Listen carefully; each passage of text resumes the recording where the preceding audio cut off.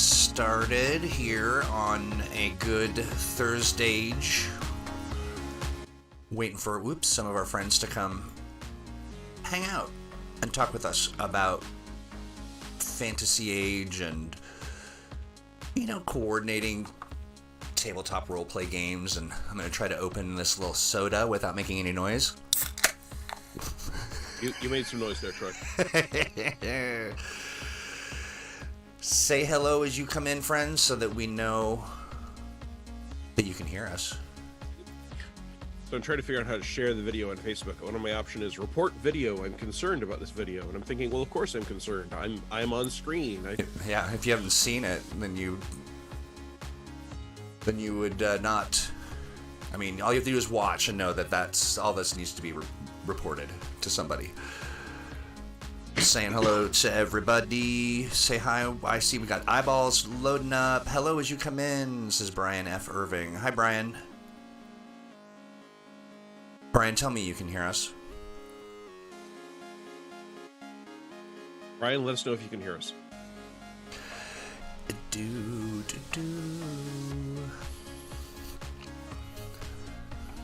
I'm concerned that I get to see it too.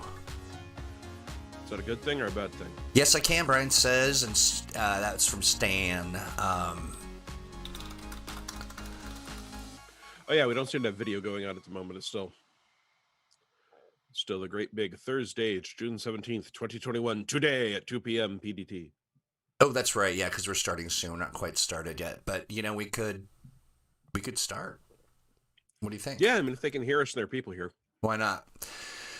Well, look at you. How are you? How are you doing? Oh, I'm okay. We have made the choice to do a thing for the 4th of July. So, of course, half of our time now is spent trying to get this house ready for the 4th of July. Half is an overstatement, but still. That I wanted to, you were talking about doing some 4th of July stuff. What do you do?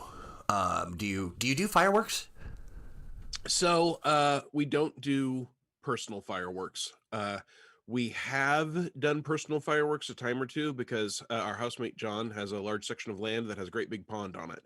And so we have once or twice grabbed some fireworks, gone out and shot them off over the pond so that all of the ash will land in water. But for the most part, along with plumbing and real estate and medical advice, one of the things I try not to be responsible for myself is professional fire mitigation.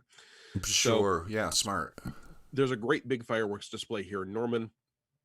It's visible from a lot of parks. There are a lot of different places you can go to see it.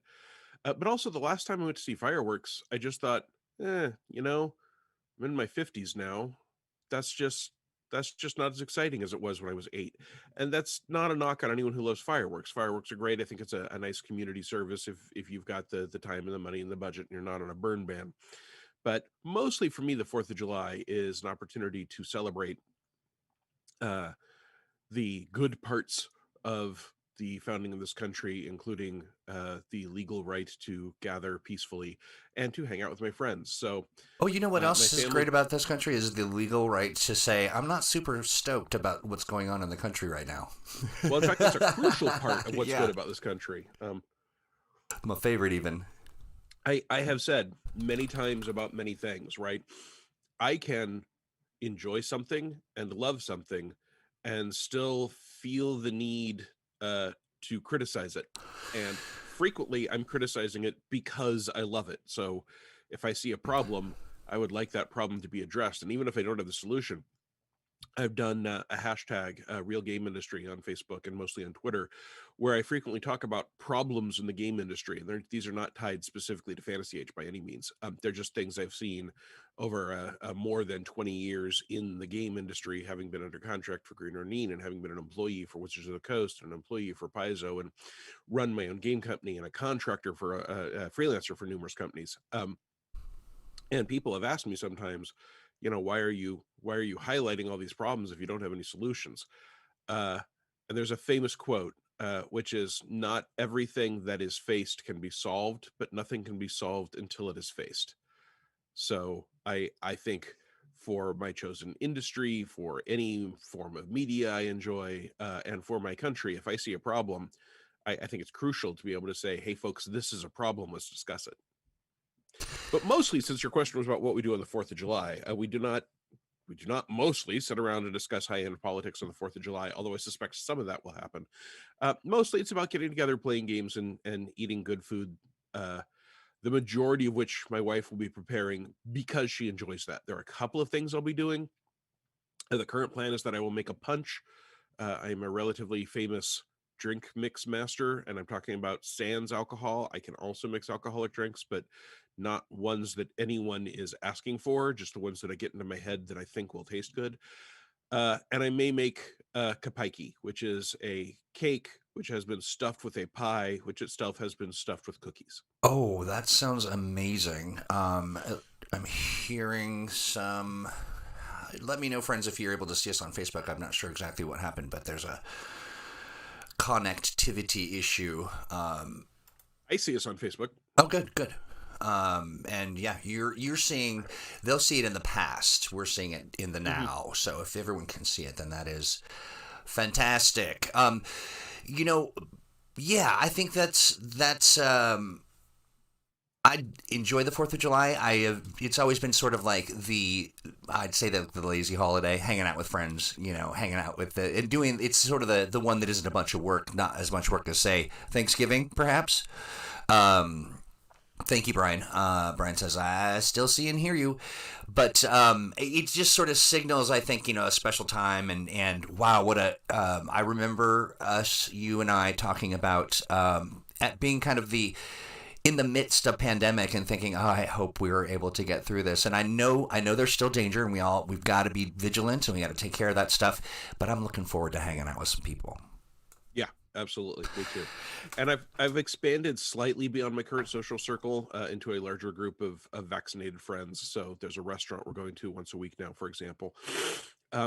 And the point there is that not only are we vaccinated, but it encourages a wider circle of friends to be vaccinated. We're doing the same thing for the party, right? We're asking our friends to be respectful and not come if they're not vaccinated, or if they are, let us know and mask up, and we'll put you 6 feet away in the corner, because there's some people we love so much we would do that. But because that would largely be a danger to them, not us. But so far, for the majority, everyone that's saying they're coming seems to be people that we know are vaccinated, and that's great. Yeah, last year was super rough, starting late February, early March, and some spectacular things happened, but I am ready to dip my toe back in being with people, at least occasionally. We haven't gone to a movie theater yet, which is maybe a small thing, but it's just hasn't been a thing we've done yet. And even though there's going to be in person, for instance, Gen Con, that's not a thing I personally are going to, although Green Ronin will have a presence. So if you're going to Gen Con, be aware that Green Ronin will be there. Yeah. I just won't be sitting on a sofa passing out life advice this year. Well, we're going to try to set something like that up. I think what I would like to do is an Owen KC Stephens ThursdAGE live stream, wherein we take questions, we invite people on, they talk, and you provide them with the best sort of game master advice or storytelling advice or whatever, really. I mean, it depends on how you would like to bound that is up to you. But yeah, I think honestly, any question that people are happy asking me live with dozens of people watching, with it being recorded and saved on YouTube forever, I'm happy to answer, right? If you've got a funny discoloration on one of your toenails and you want my non-professional, non-medical, no training whatsoever opinion, I'm happy to give it to you. This is great. I see this. It's the virtual lobby hangout, says Stan. And we can catch the Gen Con goers. Yeah, I think that's a lot of fun. Jason, you are always on time, just so long as you show up. I appreciate you being here. Jason was at another Facebook Live event. I won't ask who you're cheating on us with. Stan, oh, yeah. Okay, this is great. I like it. I think that this is something we might be, exploring for we'll also have panels. We'll have some other events as well, things that will be a lot of fun. And I'm trying to think of if there's anything I want to give people a a sneak peek to. Now, I think we'll keep it under wraps. I will say that we are working with our freebooters again this year, and that will be digital and very limited physical because of all the things that we've talked about. And we are kind of entering in, as you said, a little toe in the water, and maybe not necessarily the full Monty. Is that what it is? Yeah, we'll go with that. But next year, certainly the full Monty. Pulp night with Owen. What's a pulp night? Well, one presumes that he's talking about the pulp genre. I am a relatively famous fan of everything pulp. Well, again, all the good stuff pulp. There's some terrible things in most pulp. Yeah. Conceptually, right? I mean, let's see, 5 houses ago, something like that, which actually, come to think of it, was this house just under different ownership. I did a pulp movie night, which was The Shadow and The Rocketeer and The Phantom, those movies. So that's that's feature. That's the reference. Gotcha. Thanks, Jason. A deep cut. Jacob Blackmon says full Monty means something else. I'll have to look that up. My grandfather's name is Monty. I'm sure in context of gaming and Gen Con, full Monty means that Monty Cook will be there. That is exactly what that means, I think. Yeah. Owen Juice, extra pulp, Dustin Knight says. There we go. You've got to promise to never say Owen Juice again, Dustin. Yeah. No, I'm thinking of, I'm saving that for my OnlyFans. Alrighty.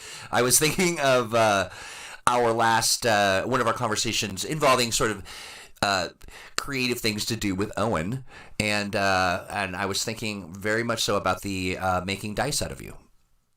Yeah, that is absolutely the plan. Yeah, absolutely. Do you think that we would make you would make the dice sort of carbon, and or would we put it under immense pressure and turn it into diamond? I am reasonably sure that we will mix me with 10-cent resin. Oh, there we go. Okay. Because, I mean, the value of dice made out of Owen's ashes and bones is that it's made out of Owen's ashes and bones, right? So it doesn't make economic sense to add anything more valuable than me. Oh, I'm just saying you, but then you would put the carbon of you and under immense pressure, then you would be a diamond. If the pressure of the game industry hasn't turned me into a diamond by the time I'm dead, I don't think we're going to manage it after I'm ashes. Well said. Very well said. I will. Today we're talking about combat encounters in the big city, combat and encounters in urban environments. It was actually brought up by one of our viewers, and they were talking about, hey, could you do something around or talk about that, and that particularly kind of struck a chord with you, or you were able to sort of wrap your head around that, and talk to me about before we get into like unleashing the city on your party. What's the prep for that? What's the prep for getting a city ready? So that is one of the things actually that you need to think about as a GM if you're looking at combat encounters or actually any even potentially combat encounters in the big city. So like if you're doing an encounter out in the forest, all you need to be prepared for is more forest, right? And so like I've literally had some very good GMs who kept a bag of spare coins. So if they were using a battle mat, they would just sprinkle coins of different sizes and say, those are the trees, that's a forest, go. But when you are talking about adventuring in an urban environment, you have to be ready for questions like, is there a weapon shop nearby? Is there a lamppost nearby? Is there a cart of vegetables? Can I throw melons at them? In the Pacific Northwest, we moss. Yeah. Is there an alley I can duck down? Is there access to the sewer? So you want to be ready with answers to those questions. And there are many different ways you can do that. A lot of people enjoy having a city map, and they will determine where you are in the city, and they know what buildings are around there. There's some great products that give you an excellent view of a very large city. We've got Freeport City of Adventure, which is designed specifically for the Pathfinder role-playing game. But the maps and the descriptions of what the various buildings and rooms and businesses and NPCs are can be used with any game system. And we've done Death in Freeport for Fantasy Age. So if you wanted to import Freeport into your campaign, that's still a great resource. And that way, if people are at a specific cross-section, you can look up that section of the city, and even if it doesn't tell you what every single business is, it will tell you what kinds of businesses are there and what some highlights are, and you can say, okay, that's what's there. This is also another place where I actually find random tables can be super useful. Even if you just do a D10, or this being Fantasy Age, I guess, three 6-sided dice, whatever, and have a list of likely businesses, and you can go to any fantasy resource for that.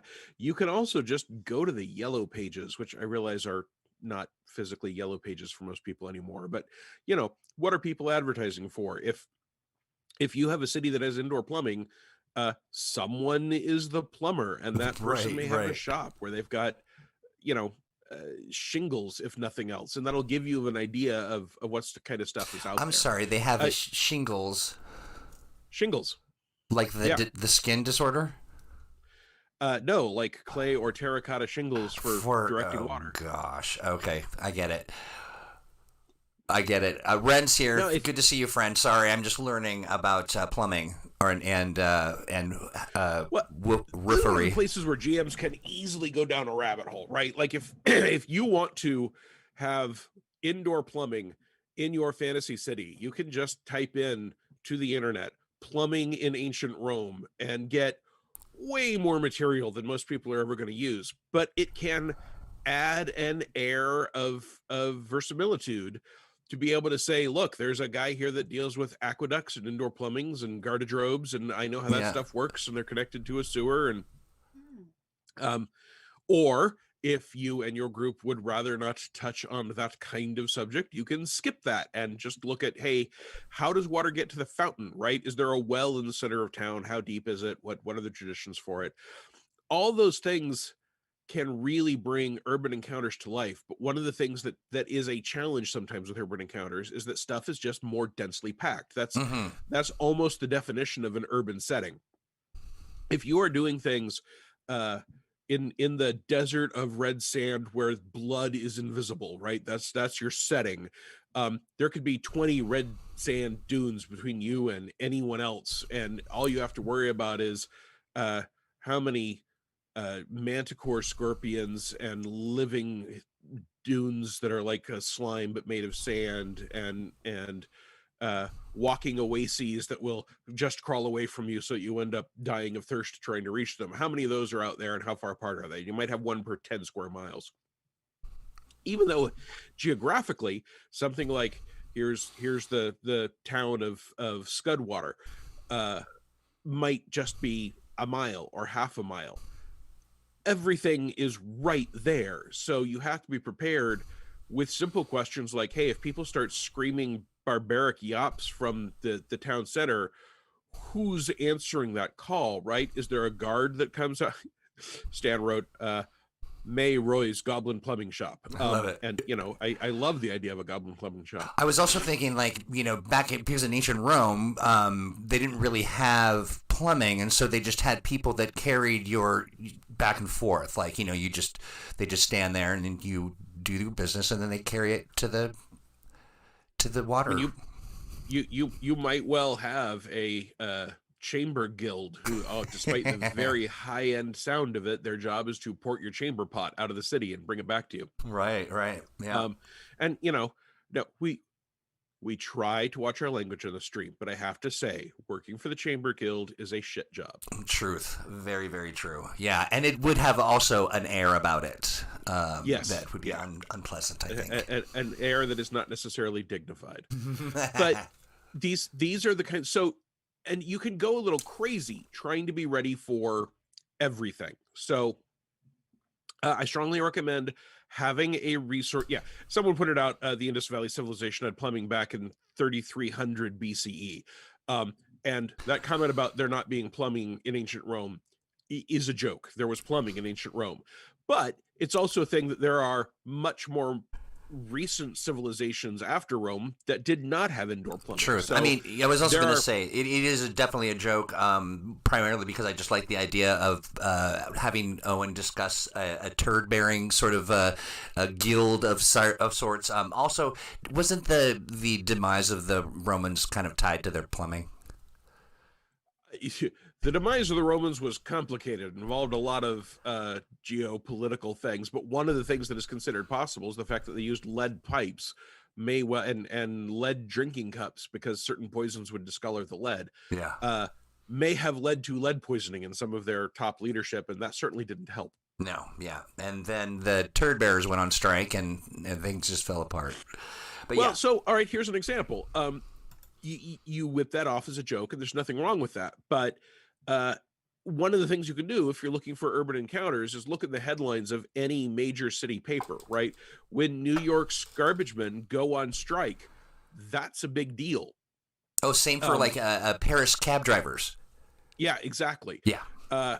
So, what are the guilds? What are the various power brokers, right? If they actually have gas or oil lamps in the streets, is there a Lamplighters Guild?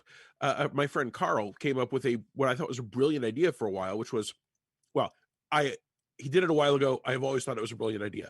But that was a Lamplighters Guild that were specifically also people who dealt with supernatural threats, because their entire guild's job was to bring light into the darkness, and they had to be prepared for whatever they found there when they did it. So you've got this very humble sounding group. Oh, it's the Lamplighters Guild. But they're the people that have to deal with were-rats and vampires and shades and shadow demons.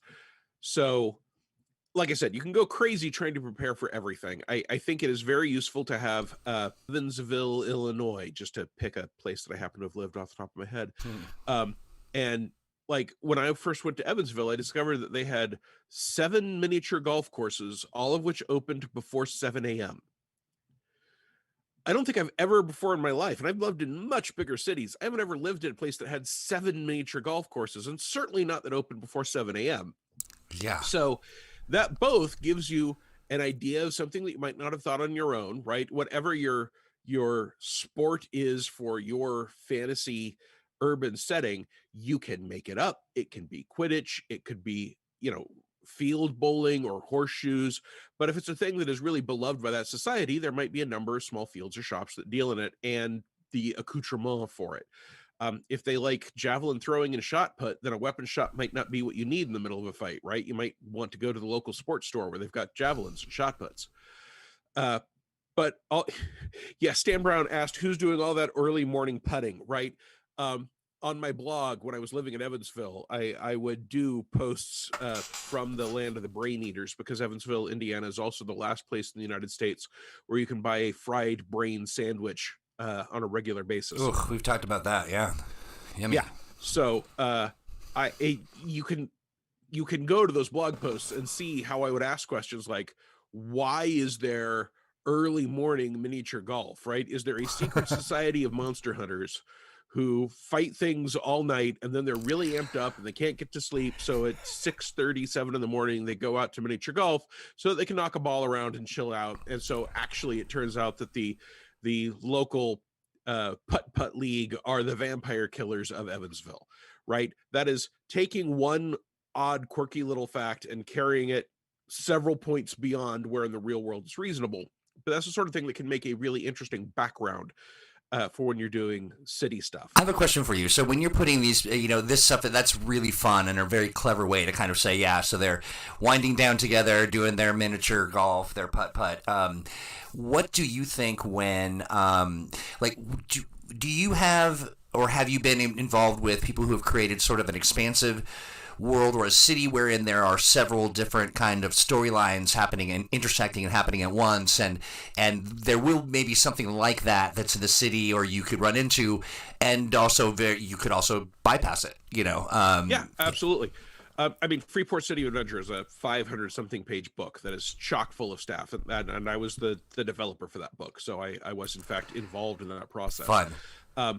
For home games, any city that is going to be sort of a base of operations for players, I tend to pick a file on the computer or a physical notebook and make note of things as we go and then expand on them. And that is exactly the method I tend to use in these things, right? I'll drop little tips and hints and bits of color, and the ones that the players are interested in, I will expand upon, and the ones that they aren't get dropped. But it is not at all unusual for some source book to say, hey, the bartender here. She's also the owner of the tavern. She also used to kill giants, and she has a giant glowing death axe under the bar in case if a fight starts out. And you as the GM may know that, and it may never come up during the game, and that's fine. That's not wasted effort. If in fact it never ever comes up, and there's not even a hint of it, and people move to a new bar, you can just take that concept, lift it, and move it to the new place. You can also, if you think that you want to be able to use that more than once, instead of a one-off, suddenly it becomes, the retirement plan for members of the Jotun Slayer Guild. When you retire, you get a death axe instead of a golden watch, and you get seed money to start a tavern. So that becomes a whole chain of severed giant toe and troll slayer and bridge breaker and you kill one giant and suddenly you become the giant slayer, says Dustin Knight. So Ren says, I'm going to get professional wrestling into my fantasy setting if it's the last thing I do. That sounds great. I mean, that is like, the neighborhood strong person contest. Absolutely. That could be a lot of fun. Well, and you can, again, that can both be, we're getting a little far afield from combat encounters, but it's all good stuff, so I don't mind. You can look, for example, at strongmen contests and see some of the things they do, which are different from, say, Olympic strength contests in the real world, how we're talking, and find things like, they've got how fast can you carry a 700-pound cask of ale, right? And so you can use that in a game, just take that one little aspect and say, hey, this place has giant casks of ale. They weigh 700 pounds. Someone has to be responsible for picking them up off the cart, carrying them in, and putting them on the cradle in the tavern. And those guys are also like, the local teamsters. They're big burly guys that don't, and women and dragons and constructs, whatever you want to put in your game, who don't take any guff. And no one wants to mess with, because they are capable of dropping a 700-pound barrel of ale on your head. So, and that leads to having enough interesting details that people get involved in the campaign.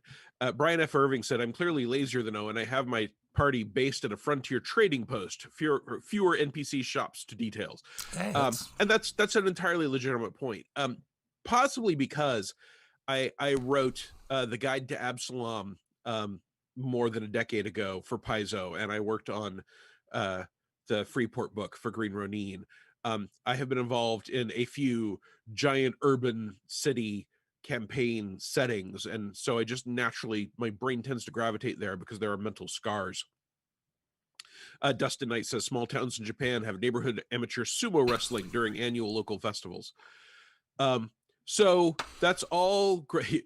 Yeah, and Brian, I may not have saved much effort, since instead of detailing dozens of local trappers, traders, and prospectors instead of shops. Well, it gives you more time to develop some characters. Right, yeah. Well, and characters are an important part of it.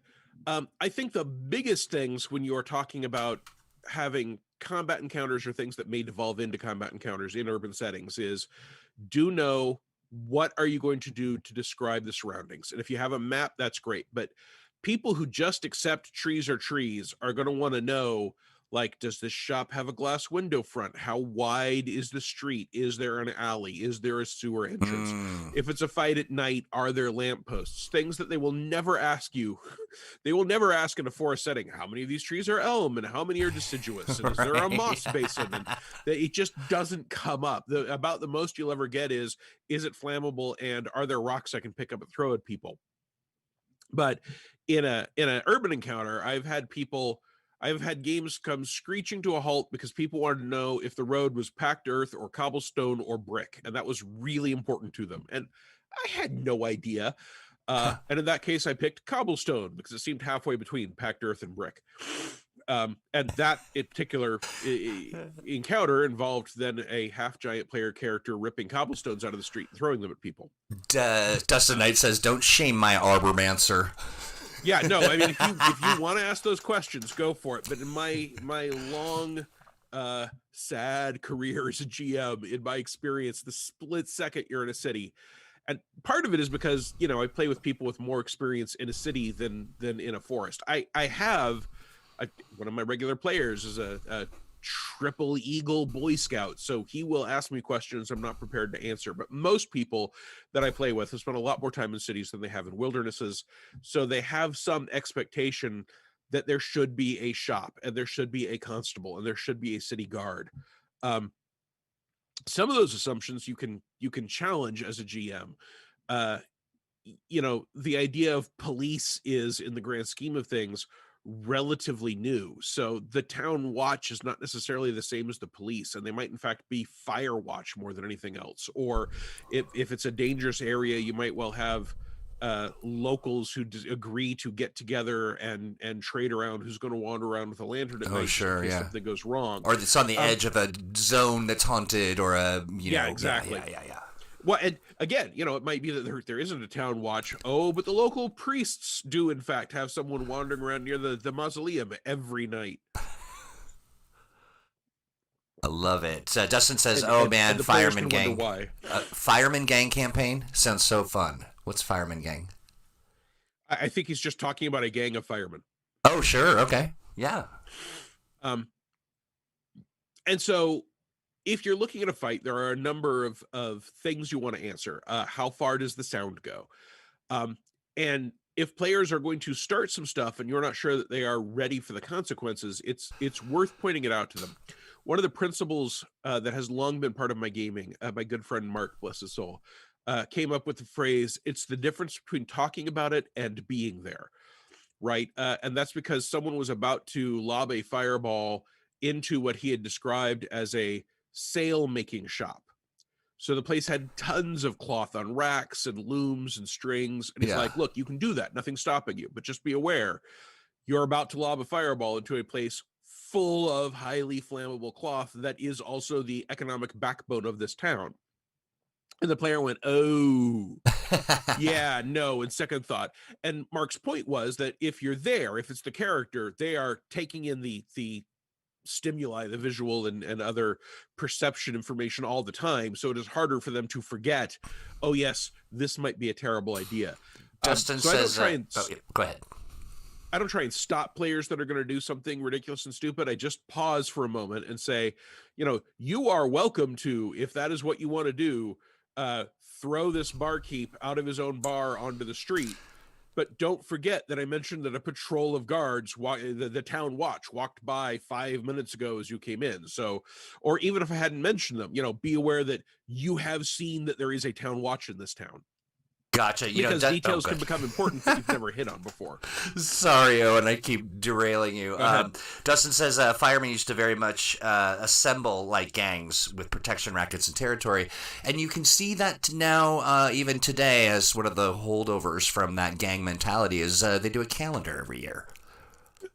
Well, I mean, here in Norman, Oklahoma, my grandmother, when she bought her house, it had a little fireman medallion on it, and we looked into it, and it just turned out that medallion was something that the previous owners had paid for back when the town was not incorporated, and that medallion was what you got when you paid firemen for fire protection for your house. Oh, wow. Because there was no incorporation, there was no public fireman service. You had to pay them to look after your house, and if a house caught on fire that was not paid for, that they had not paid fireman service, the fire department, which was volunteer people, would show up and make sure the fire didn't spread, but they didn't try and save the house because they needed people to pay them for their services. Interesting. And that was not. And Ben Franklin was like, this should be a public service, mentions Dustin Knight. Yeah. So that sort of thing happens. Well, that's an interesting. This is sort of a little bit of fun and a little bit of extemporaneously riffing on stuff, but those little touches or thinking about the cause and effect of the political stuff like that's really immersive stuff. It kind of helps people stop thinking about the real world and start diving into this world, because they'll be like, why, what that is outrageous, and then really get engaged. One of my campaigns that I ran so long ago, called the Sovereign Kingdoms, the young player characters were brought in to give a report on something they'd seen to the town council that had only the most important and toughest people in town.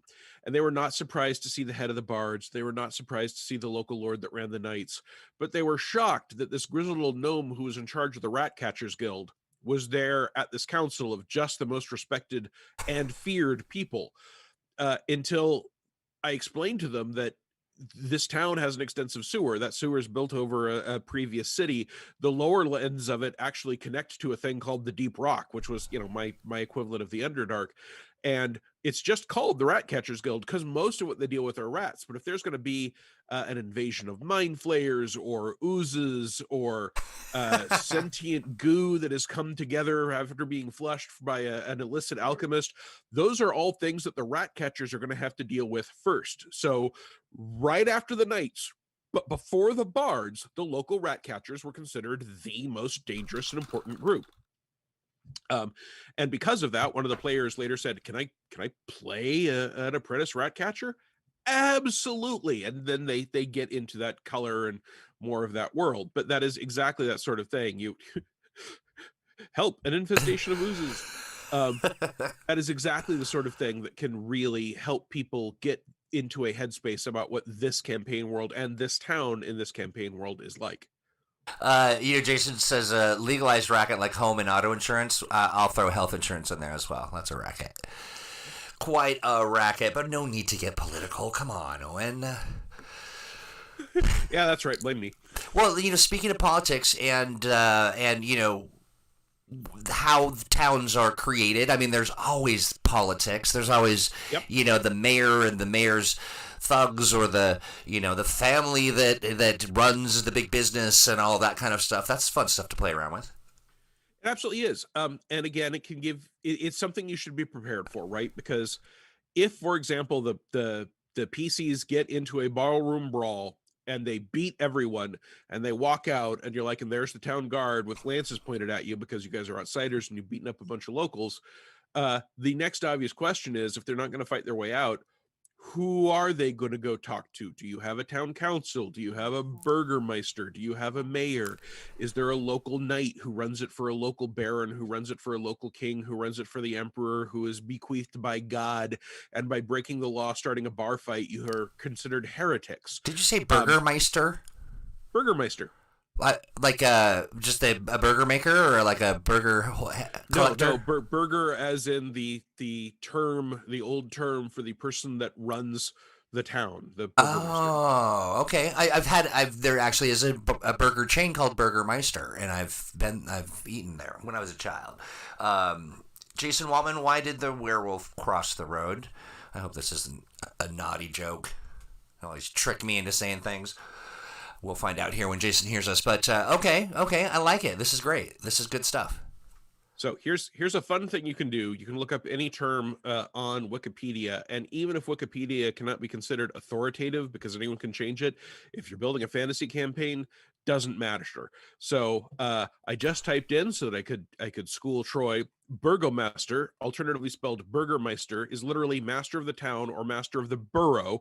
Master of the fortress or master of citizens is the English form of various terms derived from Germanic languages for the chief magistrate or executive of a city or town. I get it. And they invented the hamburger. They didn't actually, although that's another interesting history, which we're not going to get into because that will be further off. But right, yeah. And then you get into fun things like the German term Obergerbermeister, which I'm not making that up. It's like 3 patties, I think. Also, you don't want that. Also starts to get involved. Like the Earl of Sandwich gets in there, and it just becomes a real. Yeah. Well, and then you say that if this was a movie, he'd be played by Kevin Bacon. So it's and here's Kevin. He's shown up. Right. I love it. Yes, Jason. The end of Jason's joke was to avoid the raining hail of a silver bullet. Less of a joke and a tale of personal, survival. I love it. Oh, geez, what happened? Jason, I'm going to stop reading your jokes because I think they're almost too funny for for this setting. Okay, so we've just talked a little bit about politics. We talked a little bit about, the describing and the need to sort of say, so that people can see it, the difference between being there and hearing about it. Jeez. I see the chat, and I choose to ignore it. I'm wondering, so now, what or like, you know, and also hiding some of these, you know, you see that what did you say was like an old gnome or something, or a yeah. So you know, unexpected fun things like that. What are there any special considerations for something that is, say, you know, the difference between doing it in a, you know, sort of a one-off, just a one evening kind of experience, and then a long haul story? I think there are at least three important differences, and we'll see if I can remember what I thought they all three were when I got there. The first is that if you're doing a one-off, you probably can just have a few things ready and throw them out there, and then that's it, right? Like you can say, all right, I figured out 4 shops that people might break into during the middle of a fight in the town square, and they're not going to break into 70 shops in one evening no matter what. So whatever the first 4 shops that they need to know, these are it. So, you know, I have worked out the broom maker, who is secretly also a powerful wizard, and the jam maker, who's also the alchemist, the blacksmith, who's just a blacksmith, and the dry goods store that sells dry goods. And that's all you need. When you have a longer running campaign, you can start with things like that, but people, especially if you've got a player in your game who themselves take notes, people will start to ask questions that you may not be prepared for. Like if you've got a jam maker in town, they may legit ask, what are they putting the jam in? Well, jam jars. Okay, well, what are those made of? Glass. Okay, who's making all the glass jam jars? There's a glass maker in town. Okay, so who's the glass maker? And now that just, you weren't prepared for a glass maker. You hadn't given it any thought whatsoever. Maybe you should have said that they put jam in leather pouches, but whatever it is, that sort of supply chain, and then who's buying the jam. And if you describe there's being thousands of jars of jam, people will ask, you know, doesn't this town only have a population of 100? Like is every person eating 10 jars of jam every month? And if so, where did that come around? So that's the first thing, that you may just need a little tiny slice of the town versus the longer it's around, just the more information you're going to need. That immediately leads to taking better notes. Because again, if we're playing a one-off and someone says, where's all the glass coming from? You can say, are you all going to stop investigating who's responsible for killing the sentient lobster that made dishes for people at the Lobster restaurant, in order to try and figure out who's making glass jars? And usually they'll go, no, we don't want to do that. And so you can just tell them you don't know, and they won't have time to look it up. But if they're going to come back here and play over and over and over, might then want not to, only do you have to answer like stuff like where'd the glass come from, but you have to answer why was there a 6-foot-long sentient blue lobster running a restaurant. Yeah, and was there lobster on the menu? That's the part I would want to know. You know, was that lobster preparing other lobsters and feeding them to you? Yeah, well, I mean, maybe it just does land food, and it refers to it as land food because it doesn't think of it as seafood and food. There's food that's from the ocean, and then land food. Right, exactly. I love it. That is good. That's good. That's all a matter of perspective. And you know, I wouldn't serve shrimp. Shrimp are you guys have things like shrimp here on land. You just call them roaches. Why would anyone eat right? Did you see what they eat? Why are we? Yeah, I love it. Yeah, exactly. And then the third thing is sort of setup. If you have a long-term thing going on in town, you need to think about how many problems are there in town for players to deal with, and do they match what you've offered for the game? So if the game is primarily a slice of life and business politics game, and some people really love that kind of game, then you can probably support that with a town without anything extraordinary, right? It doesn't have to be attacked by giants and bugbears and owl bears and regular bears every other week. But if you are going to do a combat heavy kind of monster of the week campaign, you need to be prepared for people to say, why is there a monster every week? What is going on in this town that something dangerous shows up every week? And is that something that we should be trying to shut down as players? and the player questions can guide you on that, right? If you have described this as a major town on the edge of a vast magical forest that was created as part of a giant battle 50 years ago, and magical creatures come out of the forest and they attack the town, and the town has been trying to deal with that for the past 50 years, and it's a problem. In my experience, players will just expect, okay, you've hung a lampshade on it, you've explained it without giving a good explanation, but there is a logic to why this town is constantly under attack. And before we came along, they were looking for someone like us to do it, or there was a monster hunter group before us, and they were all killed by a giant blue lobster that offered them as the special. Well, yeah, because the lobster, as Ren says, is magical, uses water magic, and runs a pescatarian restaurant. So there you go. Yeah, that makes perfect sense. The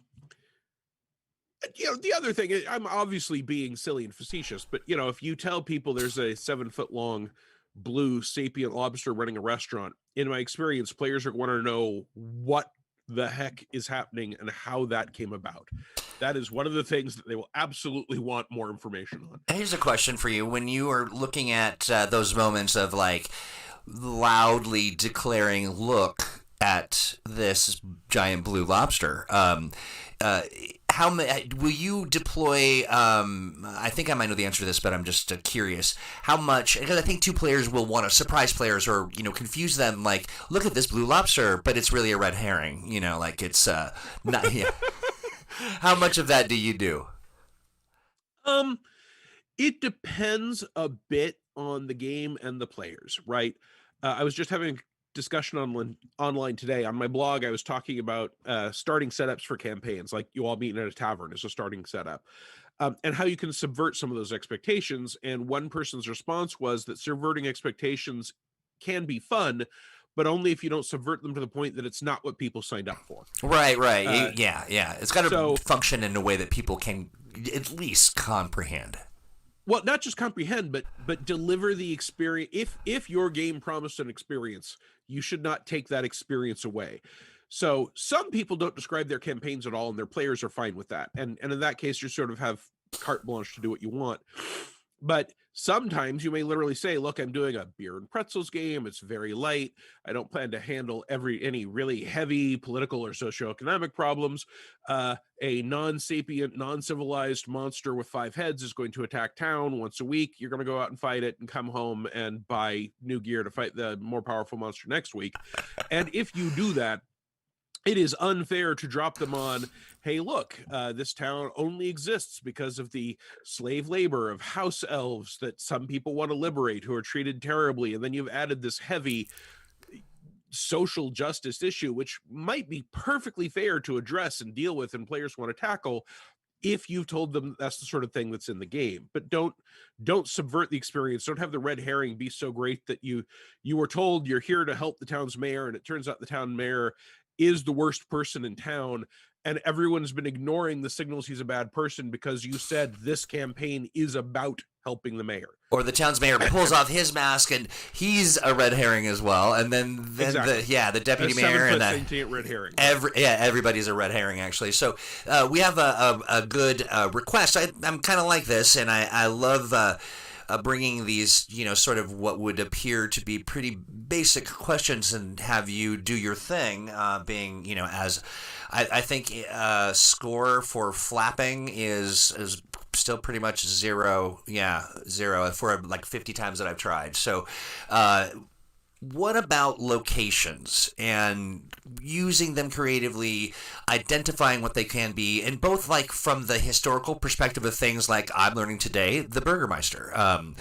Like what are some of when we go through the catacombs of Owen's, densely populated urban center in your brain. What do you got for us? So one of the fun things you can do about setting up locations is to look up in the real world. Like you can literally type in what businesses need to exist in a town and just have some random articles come up that you might not have thought about. I remember running into a online generator that figured out, based on the ancient Domesday book, how many people had to be in town to support 1 full-time cobbler, and how many people had to be in that town to support 2 full-time cobblers. And then if there isn't a full-time cobbler, and by here I mean shoemaker, where are the people getting their shoes? Is the leather worker managing it? Are shoes imported?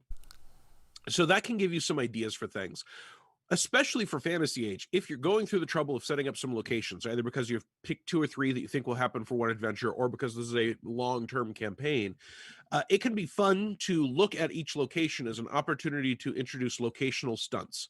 So, for example, if there's a big town hall, and that big town hall has a chandelier that is made out of antlers with wax candles in it, and that's held up by a rope, you have created this opportunity for, if anyone ever wants to in there, burn a stunt point to cut the rope and drop the chandelier on someone. So you can make a note to yourself, for 1 point, you can make a free chandelier attack, and then I will just treat that like making a swift attack, except it automatically does 1d6 plus 4 damage. And if you burn a second stunt point, they catch on fire, but you can only do it once because then the thing is dropped. So that is the sort of thing where, is there a place where a bunch of people are making booze? Well, are there explosive vapors? Are there hot kettles? Are there things that could come up into the fight? Even as simple as, there's a rug here. You could literally pull the rug out from under someone. And then when encounters occur in those places, you can tell the players, there are stunts, location stunts here. The following are obvious. You can pull the rug out from someone. You can drop the antler chandelier on them. You can even say, hey, there are some stunts that are only going to come up occasionally. So anytime you have stunt points, you can ask me, is there a 3-point or 4-point stunt available here?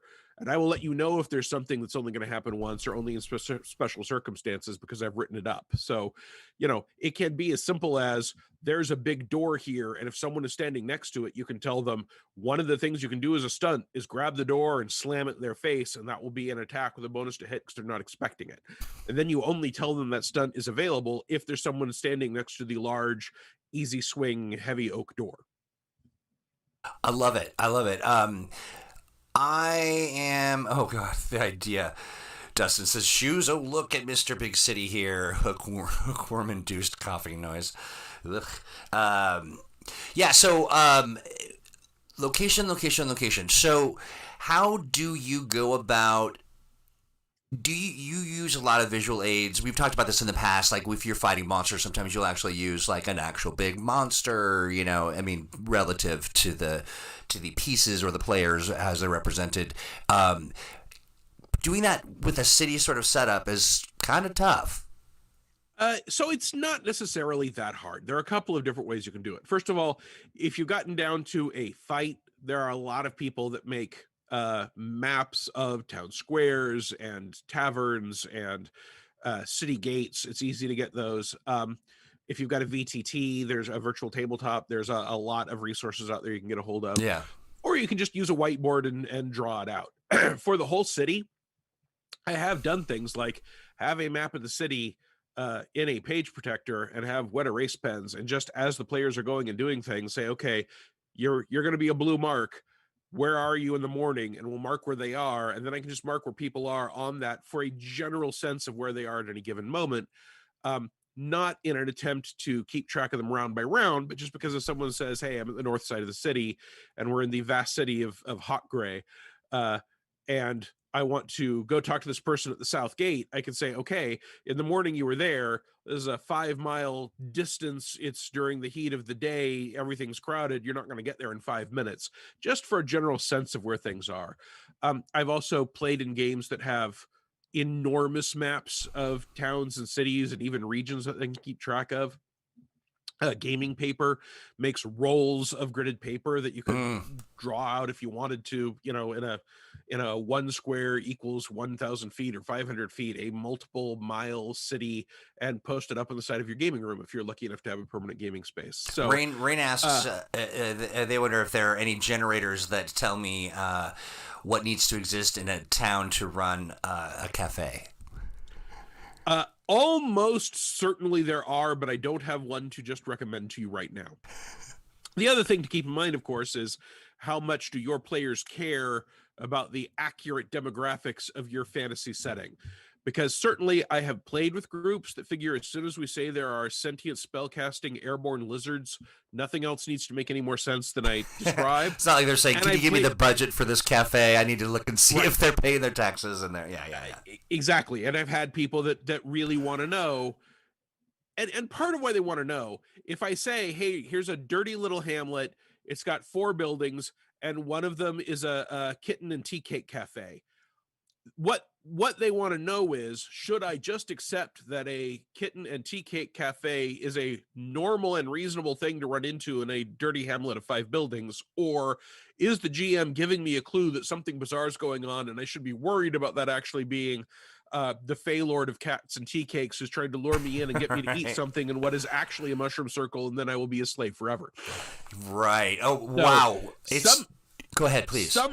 Sometimes you can get around those without having to do an explanation. If you say, look, there's a kitten and tea cake cafe, and you can dodge the in-game questions by saying, that's unusual, but I'm telling you all as the GM that while I want this to be here for role-playing purposes, you shouldn't panic about trying to figure out what the risk is of the kitten and tea cake cafe. It's fine. They're not serving the kittens. What a fun place, but it's kind of boring to you. I like that. Well, you know what? It's 2:57. I can't believe it. I'm just getting my motor sort of running. I'm thinking about locations. I'm thinking about various sorts of fun things, and I have a million questions for you. As always is the case. Let's roll this over to next week then. Let's do that.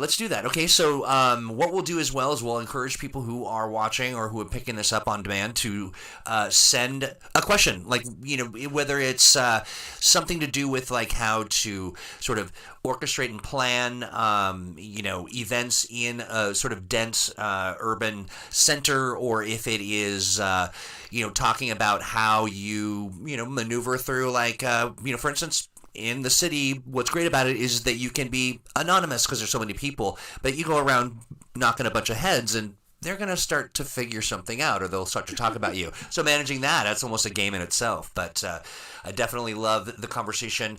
Love hanging out with you, Owen. I was thinking earlier we were talking about the pandemic stuff and how we were coming through all of that. I will say that this program right here was one of those reasons why, I think for me at the very least, that I felt a little lighter week by week. So, Troy, before we wrap it up, on Facebook, you've got art from Stan that is relevant to today's discussion. Gotta love that. I think Jacob was here earlier, but I saw a post on Facebook that said something. You called my attention to it. It was like, I think we're gonna be like, I see this as a thing, and it was if somebody, if it was Jacob, ran a Mutants and Masterminds with us as characters or something like that. I'm looking forward to seeing me as a hero. I'm not sure what I would even look like. I think that's a blank piece of paper that just has in bold letters across the bottom, the disembodied, and that's your Mutants and Masterminds character. I'll deal with that. Yeah. So I ran a Pulp superhero game, and I'm going to talk for a moment so that you can go grab Stan art. Thank you. I ran a Pulp superhero game many years ago where one of the characters, one of the NPCs, they discovered was the Radio Wraith, which was literally a disembodied voice that could only speak to you through the radio. That was a member of the Pulp hero team because he would also hear things through radios. So that was my easy way to get the players involved in something, right? They would literally, and he had the 1920s announcer voice. I love it. So anytime he was going to talk to them, I would do an audio recording with a tape recorder of what the Radio Wraith is going to talk to them. And so while they would be playing in character, I would say, there's a hiss and a pop from the radio, and I would hit play. And then they would have to try to pick up what the Radio Wraith was saying, because it's an old-fashioned radio and it's not necessarily all that clear. And it was just a bit of color, but it was also literally having a disembodied character that was useful to the team, but couldn't get involved in fights unless they ever fought another evil radio station, which was actually one of the things I planned to get to, but never did. I love it. Let's see. I'm just changing something around here, and it's looking... This is so good. All Stan art is good. It is.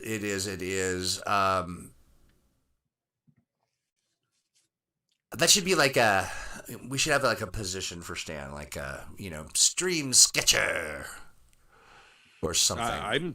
I'm pretty good with stream sketcher. That's kind of. We could make him the official cartoonist of ThursdAGE. Ooh, I like that. Because that's something you could put on a business card, right? Yeah. Stan, ! Official cartoonist of ThursdAGE. Okay. An age live stream, Thursdays, 2 p.m. Pacific, www.stanx.com. Oh, that's what it was. Well, good. I'm glad you're sharing that because I was searching for that, but I wanted to. Here we go. There the nice is. thing about Stan is that his online nommed internet is always StanX. So if you're looking at him for Facebook, it's Facebook/StanX. If you're looking for him on Twitter. So here we have, it says, the Vampire Lord is dusted and the Ghoul Crypt is sealed. So, putt. Oh, yeah. I love it. With a really creepy looking cartoon graveyard. And it's creepy to me, not so much for the foreground, but the fact that there are two hills rolling beyond that clearly still have tombstones. So right. This is a scrolling. Yeah, this is that's something else. Love it, Stan. Thank you, my friend. I truly appreciate that. And Jonesy agrees. I think Jonesy says I would be an invisible ghost character. With a heart of gold. Cartoonomancer. How about I was thinking like Stream. No, not Streamweaver. Because I'm thinking of it would be a great song. Streamweaver. No. And I would go more like Tuna Thurge. Tuna Thurge. Like to hold a tune, I can't. So you want a thurge? Toon. Oh, and thurgy like cartoon dramaturgy. So. I love it. Yeah, that's good too. That sort of makes me hungry for a tuna salad sandwich. Well, since I have now caused us to go over time, maybe we should wrap up and you can go get yourself a tuna salad sandwich. I think so. Stan's like, no, that sounds too fishy. All right, everybody. Thank you so much for watching. We have a blast. We will see you next Thursday for ThursdAGE. Yes. Stephen Jones just dropped into the Facebook to point out that we are in the last 2 days of the Blue Rose Adventurers Guide Kickstarter. I love it. I was almost as if I was going to share that information immediately. That is Blue Rose for 5e. There's some great add-ons and stretch goals, and we're down in the last 2 days. So you can search for Blue Rose Kickstarter, and that will in your local browser, and that will get you to the link. And it's well funded, got a lot of stretch goals under it, and it's some really cool stuff that you can use for 5e, or if you want, you can grab it and adapt it to some other system. Well, it's 27 hours to go, so we're nearly down to the 1 day mark. We are very, very, let me see here.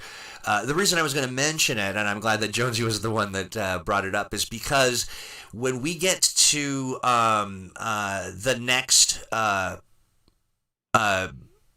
at 30K, we unlock the night market, which was done by Jonesy.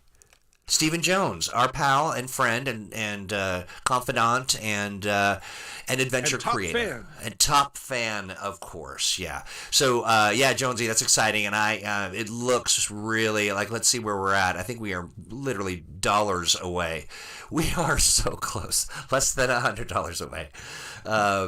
That's exciting. Looking forward to seeing that. Looking forward to seeing you next Thursday, 2 p.m.